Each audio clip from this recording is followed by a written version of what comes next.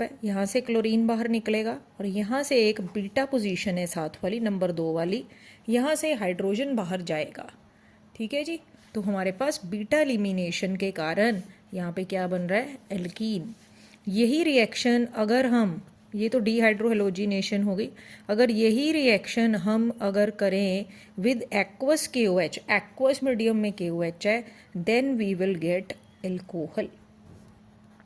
ठीक है जी। अब यहाँ पे एलिमिनेशन, जो बीटा एलिमिनेशन है, ये सेपरेट रिएक्शन है। बीटा एलिमिनेशन में एक और हमारे पास यहाँ रूल अप्लाई हो सकता है जिसे हम बोलते हैं सेटजेफ रूल।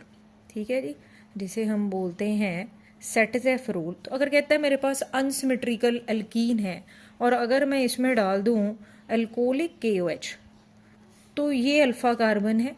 अब बीटा ये भी हो सकती है नंबर 2, इधर से नंबर 2 ये भी है, ये भी नंबर 2 है, बीटा डैश भी हो सकती है।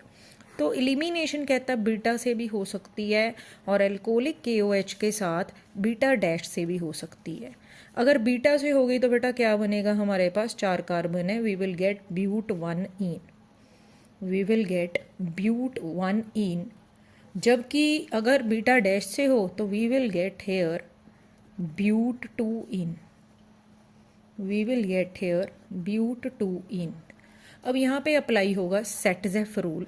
तो सेटजेफ रूल क्या कहता है कि अगर मेरे पास इस तरह से एलिमिनेशन रिएक्शन हो रहा हो और पॉसिबिलिटी हो 2 एल्कीन्स बनने की, तो वो वाली एल्कीन ज़्यादा मेजर प्रोडक्ट बनेगी विच इज़ मोर सब्स्टिट्यूटेड, क्योंकि उसके हाइपर कंजुगेटेड स्ट्रक्चर ज़्यादा होंगे और हाइपर कंजुगेशन स्टेबिलिटी लाएगी, तो ब्यूट 2 इन मेजर प्रोडक्ट होगा। ठीक है जी।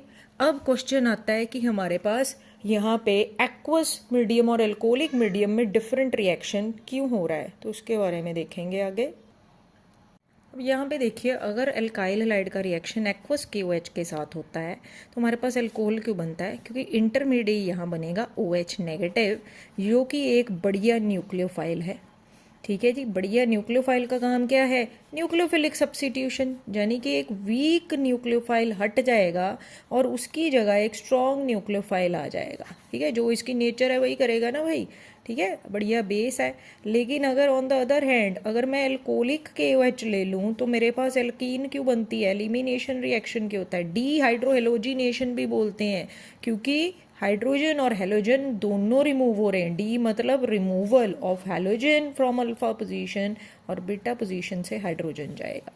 रीज़न है कि यहाँ पे अल्कोक्साइड आयन बनता है, जो कि एक बढ़िया बेस है, जो कि एक बढ़िया बेस है अल्कोक्साइड आयन। और बेस का काम क्या होता है,